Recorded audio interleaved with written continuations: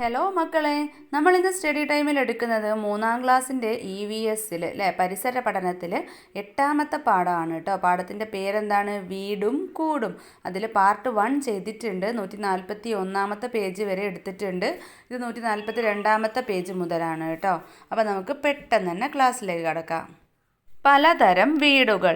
നിരവധി ആളുകൾക്ക് താമസിക്കാവുന്നതും കുറേ നിലകളുള്ളതുമായ വലിയ കെട്ടിടങ്ങളാണ് ഫ്ലാറ്റുകൾ എന്ന് പറയുന്നത്. ചിത്രത്തിൽ നോക്കിക്കേ, ഇതുപോലെ മക്കൾ കണ്ടിട്ടില്ലേ? ചിലർ ഫ്ലാറ്റിൽ താമസിക്കുന്നവരൊക്കെ ഉണ്ടാവൂലേ. ഇനി പലതരത്തിലുള്ള വീടുകളുടെ ചിത്രമാണ് താഴെ കൊടുത്തിരിക്കുന്നത്. അവയിൽ ഏതൊക്കെയുണ്ട്? ഗ്ലാസ് വീടുണ്ട്, തൂണുകളിൽ ഉയർത്തിക്കെട്ടിയ വീടുണ്ട്, ഇഗ്ലൂ, 3D പ്രിൻ്റഡ് വീടുണ്ട്. അപ്പോൾ അതൊക്കെ കണ്ടെത്തിയിട്ട് താഴെ എഴുതണം ഏതാണ് എന്നുള്ളത്. അപ്പം നമുക്ക് എഴുതാം. ഒന്നാമത്തെ വീട് ഏതാണ്? തൂണുകളിൽ ഉയർത്തിക്കെട്ടിയ വീടാണ് അല്ലേ. അപ്പോൾ അവയുടെ സവിശേഷതകൾ എന്തൊക്കെയാണ്? വെള്ളപ്പൊക്കത്തിൽ നിന്നും രക്ഷ നേടാൻ നിർമ്മിക്കുന്ന വീട്, വായുസഞ്ചാരം മെച്ചപ്പെടുത്തുന്നു, ചുറ്റുപാടുകളുടെ വിശാലമായ കാഴ്ച നൽകുന്നു, തൂണിന് താഴെയുള്ള സ്ഥലം പാർക്കിങ്ങിന് ഉപയോഗിക്കാം, വീടിനകത്തേക്കുള്ള പ്രകാശ ലഭ്യത മെച്ചപ്പെട്ടതാകുന്നു. ഇനി രണ്ടാമത്തെ വീട് ഏതാണ്? ഗ്ലാസ് വീടാണ് അല്ലേ. സവിശേഷതകളോ? കുറഞ്ഞ ലോഡ് വരുന്ന വസ്തുക്കൾ നിർമ്മാണത്തിന് ഉപയോഗിക്കുന്നു, സൂര്യനിൽ നിന്നുള്ള വെളിച്ചം തന്നെ അകത്തേക്ക് ലഭിക്കുന്നു, വീടിനകത്തും പുറത്തുമുള്ള ഇടങ്ങളിൽ തടസ്സമില്ലാത്ത സംയോജനം സൃഷ്ടിക്കുന്നു, വലിയ ജനലുകൾ, സ്കൈലൈറ്റുകൾ, ഗ്ലാസ് ചുവരുകൾ എന്നിവ കൊണ്ട് സവിശേഷമാണ്. ഇനി മൂന്നാമത്തെ വീട് ഏതാണ്? ഇഗ്ലൂ ആണല്ലേ. ഇഗ്ലൂവിൻ്റെ സവിശേഷതകൾ എന്തൊക്കെയാണ്? കൊടും തണുപ്പുള്ള ഇടങ്ങളിലെ എക്സിമുകൾ എന്നറിയപ്പെടുന്ന ജനവിഭാഗം ശൈത്യകാല വീടുകളായും വേട്ടയാടാനുള്ള സ്ഥലങ്ങളായും ഉപയോഗിച്ച് വരുന്നവയാണ് ഇഗ്ലൂ. ശക്തവും സ്ഥിരതയുള്ളതുമായ ഒരു താഴികക്കുടത്തിൻ്റെ സ്വാഭാവിക ആകൃതിയാണ് ഇതിനുള്ളത്. പൂർണ്ണമായും മഞ്ഞുകട്ടകൾ കൊണ്ടാണ് ഇഗ്ലൂ നിർമ്മിക്കുന്നത്. ഇതിൽ മഞ്ഞ് ഒരു ഇൻസുലേറ്ററായി പ്രവർത്തിക്കുകയാണ് ചെയ്യുന്നത്. അതായത് ഇഗ്ലുവിനുള്ളിലെ ആളുകളുടെ ചൂട് കൊണ്ട് മഞ്ഞ് ചൂടാവും. ആ ചൂട് എല്ലാവരെയും ചൂടാക്കും. ഇഗ്ലുവിൻ്റെ ഭിത്തികൾ അതിലുള്ളവരെ കാറ്റിൽ നിന്ന് സംരക്ഷിക്കുന്നു. ഒരു 3 നിലകളാണ് ഉള്ളത്. മുകളിലത്തെ നില ഉറങ്ങാനും നടുവിലത്തെ നില തീ കായാനും ഉള്ളതാണ്. താഴത്തെ നില തണുത്ത സിങ്കാണ്. ഇനി നാലാമത്തത് ഏത് വീടാണ്? 3D പ്രിൻ്റഡ് വീടാണ് അല്ലേ. അപ്പോൾ സവിശേഷതകൾ എന്തൊക്കെയാണ്? പരമ്പരാഗത നിർമ്മാണത്തിലൂടെ നേടാൻ പ്രയാസമുള്ള സവിശേഷവും സങ്കീർണവുമായ ഡിസൈനുകൾ 3D പ്രിൻറ്റിംഗ് അനുവദിക്കുന്നു. ഇത് വളരെയധികം ചിലവുള്ളതാണ് അല്ലേ. നമുക്ക് ഇഷ്ടമുള്ള രീതിയിൽ ഈ വീടുകളെ ഡിസൈൻ ചെയ്തെടുക്കാവുന്നതാണ്. കുറഞ്ഞ വിഭവങ്ങൾ ഉപയോഗിക്കുകയും കുറഞ്ഞ മാലിന്യം സൃഷ്ടിക്കുകയും ചെയ്യുന്ന ഇത്തരത്തിലുള്ള വീടുകൾ വളരെ സുസ്ഥിരമാണ്. നിർമ്മിക്കാനുള്ള കാലയളവ് വളരെ ചുരുക്കമാണ്. അതായത് ചുരുങ്ങിയ ദിവസങ്ങൾ കൊണ്ട് തന്നെ നമുക്ക് ഈ വീട് പണി പൂർത്തിയാക്കാം. വലിയ അളവിൽ തൊഴിലാളികളെയും ആവശ്യമില്ല. ഇനി ഓരോ പ്രദേശത്തെയും കാലാവസ്ഥ, സ്ഥലത്തിൻ്റെ പ്രത്യേകത, ലഭ്യമായ വിഭവങ്ങൾ, സുരക്ഷ, കുടുംബത്തിലെ അംഗങ്ങളുടെ എണ്ണം എന്നിവയെല്ലാം പരിഗണിച്ചാണ് വീട് നിർമ്മിക്കേണ്ടത്. സാങ്കേതിക വിദ്യയിലുണ്ടായ വളർച്ച വീട് നിർമ്മാണത്തിലും വലിയ മാറ്റങ്ങൾ വരുത്തിയിട്ടുണ്ട്. അടുത്തത് എന്താണ്? വീടുണ്ടാക്കാം. നമുക്കൊരു വീടിൻ്റെ മാതൃക നിർമ്മിക്കാം. ഇതിനായി കാർഡ്ബോർഡ്, ചാർട്ട് പേപ്പർ, പശ, കത്രിക, പേപ്പർ, ജലച്ചായം എന്നിവ ഉപയോഗിക്കാം. ഇനി നിങ്ങളുടെ ഭാവനയ്ക്കനുസരിച്ച് ഒരു വീട് നിർമ്മിക്കൂ. നിങ്ങളുടെ കൂട്ടുകാർ നിർമ്മിച്ച വീട് പോലെയാണോ നിങ്ങൾ നിർമ്മിച്ച വീട്? അപ്പോൾ മക്കൾ ക്ലാസ്സിൽ ചെയ്ത് നോക്കുക. എന്നിട്ട് നിങ്ങളും നിങ്ങളുടെ കൂട്ടുകാരും എങ്ങനത്തുള്ള വീടാണ്, ഒരുപോലെയുള്ള വീടാണോ നിർമ്മിച്ചിരിക്കുന്നതെന്നൊക്കെ നോക്കുക കേട്ടോ. അടുത്തത് ഒത്തൊരുമിച്ച്. നമ്മുടെ വീട്ടിൽ എന്തെല്ലാം ജോലികളാണുള്ളത്? ഒരുപാട് ജോലികളുണ്ട് അല്ലേ. അടിക്കുക, തുടയ്ക്കുക, അലയ്ക്കുക അല്ലേ, അങ്ങനെ പാത്രം കഴുകുക, ഭക്ഷണം വെക്കുക, അങ്ങനെ ഒരുപാട് ജോലികളുണ്ട്. ഏതെല്ലാം ചുമതലകൾ ആർക്കെല്ലാം ഏറ്റെടുക്കാം? വരച്ചു ചേർക്കൂ. ഇവിടെ ഒരുപാട് ജോലികൾ തന്നിട്ടുണ്ട്. ഓരോ ജോലിയും ആർക്കൊക്കെ ചെയ്യാമെന്ന് നമ്മൾ വരച്ച് ചേർക്കണം. അപ്പോൾ ഇവിടെ നിലം തുടയ്ക്കുന്നു എന്നുള്ളത് അമ്മയും മകനുമാണ് തന്നിട്ടുള്ളത്. അതുപോലെ തന്നെ പാത്രം കഴുകൽ അച്ഛനും മകളും ഏറ്റെടുത്തിട്ടുണ്ട്. ഇനി അടുത്തതോ? പാഴ്വസ്തുക്കൾ തരംതിരിക്കുന്നത് ആർക്കെടുക്കാം? മകനും മകൾക്കും കൂടെ എടുക്കാം അല്ലേ. തുണികൾ ഇസ്തിരി ഇടുന്നത് അച്ഛനും അമ്മയ്ക്കും കൂടെ ഏറ്റെടുക്കാം. കറണ്ട് ബില്ല് അടയ്ക്കുന്നത് അച്ഛനും മകനും കൂടെ ചെയ്യാം. പാചകവാതക സിലിണ്ടർ മാറ്റി വയ്ക്കുന്നു, അതും അച്ഛനും മകനും കൂടെ ചെയ്യാം. പാചകം ചെയ്യുന്നു, അത് അച്ഛനും അമ്മയ്ക്കും കൂടെ ചെയ്യാം. അതുപോലെ പലചരക്ക് സാധനങ്ങൾ വാങ്ങുന്നത് അതും അച്ഛനും അമ്മയ്ക്കും ചെയ്യാം. പിന്നെ മൊബൈൽ ഫോൺ റീചാർജ് ചെയ്യുന്നു. അതും അച്ഛന് ചെയ്യാം, അല്ലെ അച്ഛനും അമ്മയ്ക്കും ചെയ്യാം. അടുത്തതോ ശുചിമുറി വൃത്തിയാക്കുന്നു. അത് വേണമെങ്കിൽ മകനും മകൾക്കും കൂടെ ചെയ്യാം.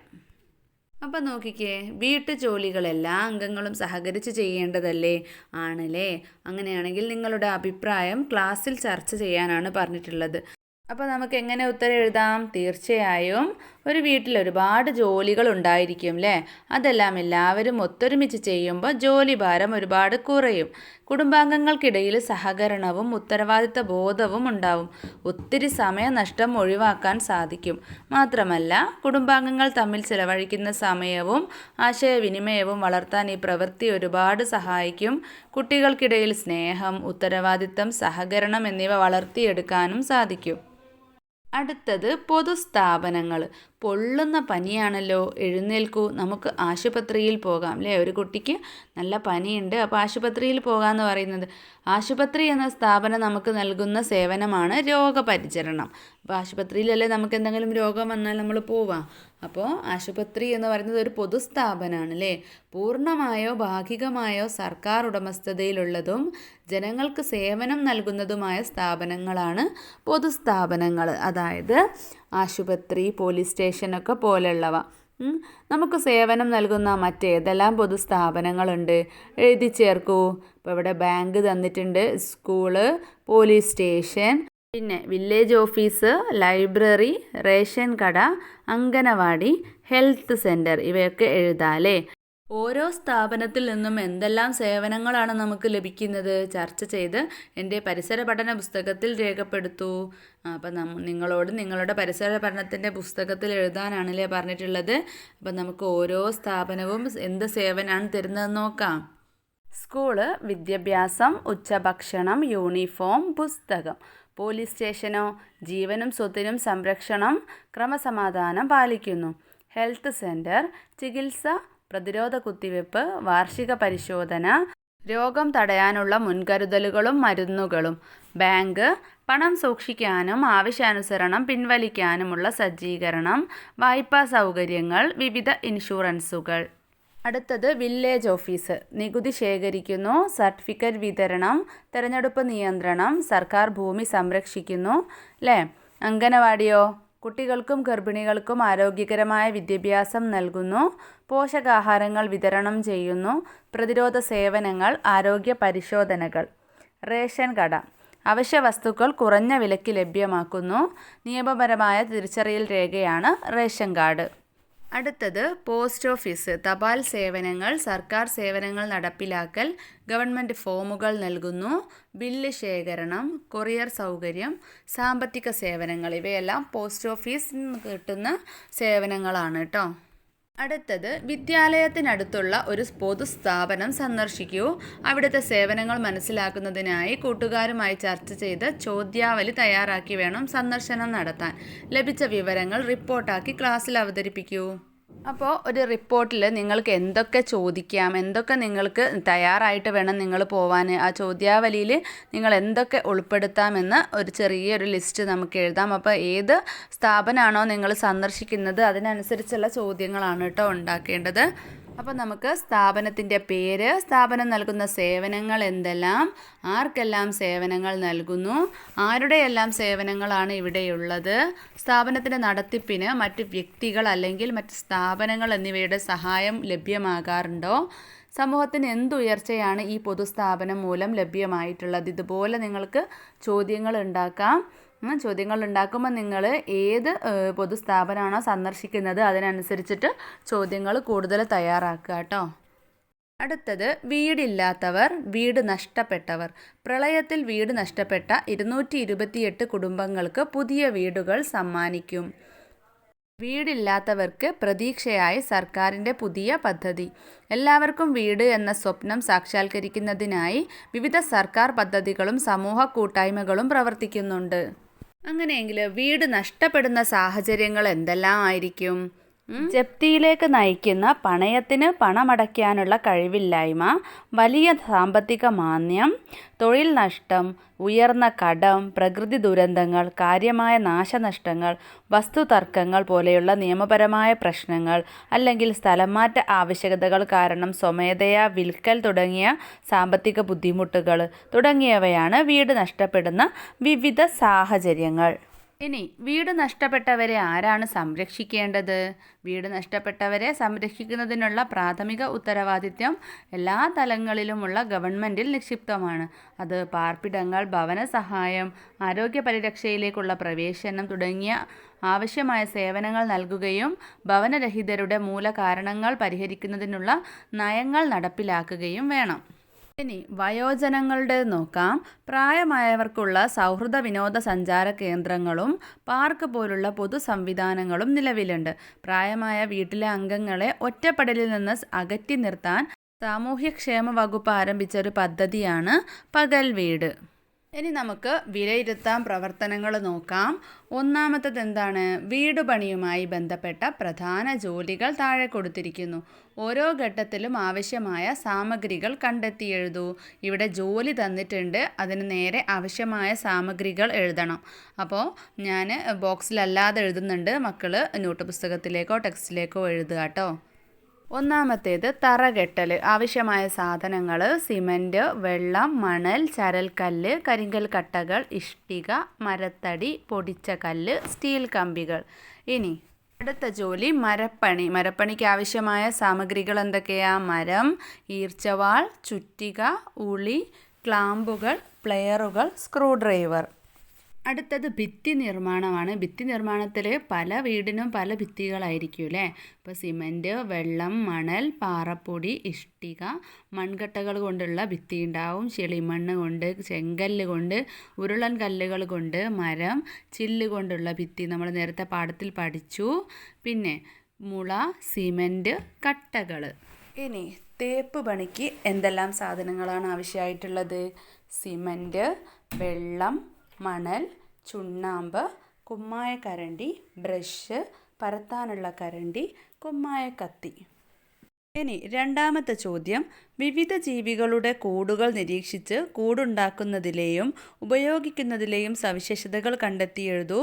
പട്ടിക ഉചിതമായി പൂർത്തിയാക്കൂ. അവിടെ ഫസ്റ്റ് എന്താ തന്നിട്ടുള്ളത്? മുട്ടയിട്ട് കുഞ്ഞുങ്ങളെ വിരിയിക്കാൻ മാത്രം കൂടുണ്ടാക്കുന്നവ ആരൊക്കെയാണ്? തത്ത, കാക്ക, പ്രാവ്, തവള, അണ്ണാൻ, ഒട്ടകപ്പക്ഷി, കുരുവി തുടങ്ങിയവ. ഇനി കൂടുണ്ടാക്കി താമസിക്കുന്നവ ആരൊക്കെയാണ്? ഉറുമ്പ്, എലി, മനുഷ്യൻ, കടന്നൽ, തേനീച്ച, ചിതലുകൾ. ഇനി മറ്റ് ജീവികളുടെ കൂടുകളെ ആശ്രയിക്കുന്നവ ആരൊക്കെയാണ്? കുയിൽ, മൂങ്ങ തുടങ്ങിയവ അല്ലേ. ഇനി മൂന്നാമത്തെ ചോദ്യം എന്താണ്? നൽകിയിരിക്കുന്ന സന്ദർഭങ്ങൾ വായിക്കൂ.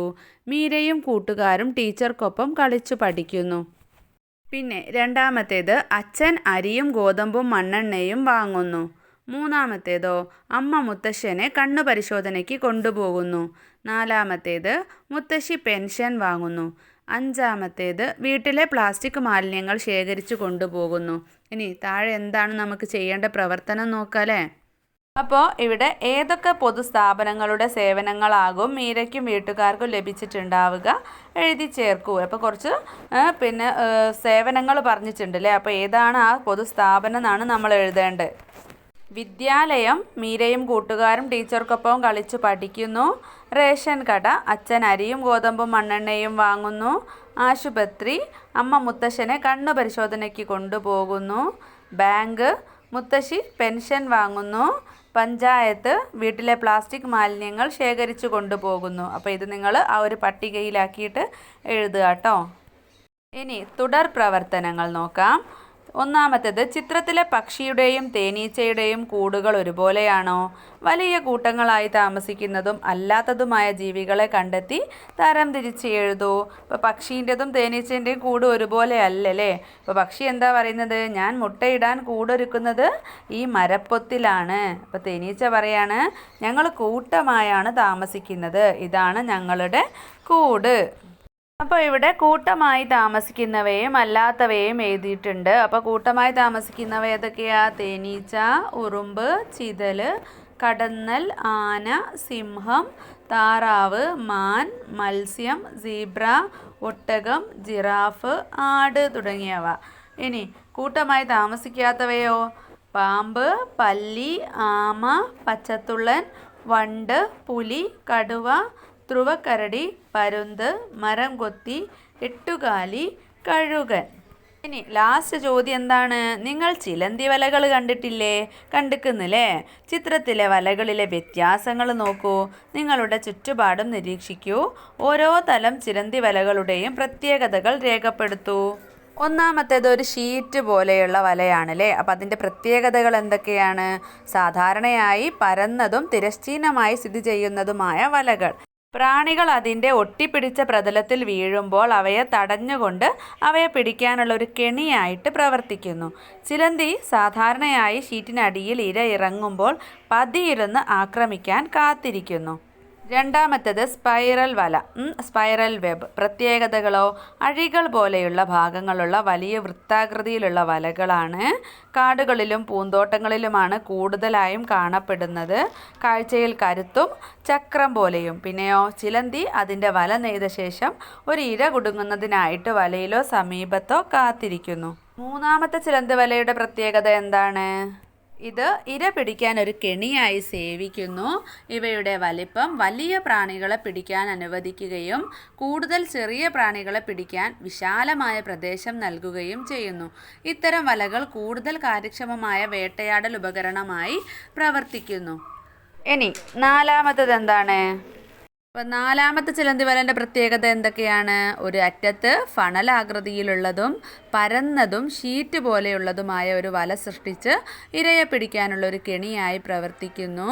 ചിലന്തിയെ മറയ്ക്കാനും വേഗത്തിൽ പുറത്തു വരാനും അനുവദിക്കുകയും വലയുടെ ഉപരിതലത്തിൽ കുടുങ്ങിപ്പോകുന്ന പ്രാണികളെ പിടികൂടുകയും ചെയ്യുന്നു. ചിലന്തി ഇരയെ കണ്ടെത്തുന്നതിനായി വലയിലെ ഇളക്കങ്ങൾ മനസ്സിലാക്കുന്നു. തുടർന്ന് അതിനെ പിടിക്കാൻ ഫണലിൽ നിന്ന് പുറത്തേക്ക് ഓടുന്നു. അപ്പോൾ മക്കളെ, ഇത്രയാണ് ഈ ഒരു പാഠഭാഗം ഉള്ളത്. മക്കൾക്ക് ക്ലാസ് ഉപകാരപ്പെട്ടിട്ടുണ്ടെങ്കിൽ ലൈക്ക് ചെയ്യാനും ഷെയർ ചെയ്യാനും സബ്സ്ക്രൈബ് ചെയ്യാനും മറക്കരുത്. അപ്പോൾ നമുക്ക് സ്റ്റഡി ടൈമിൻ്റെ മറ്റൊരു ക്ലാസ്സിൽ കാണാം.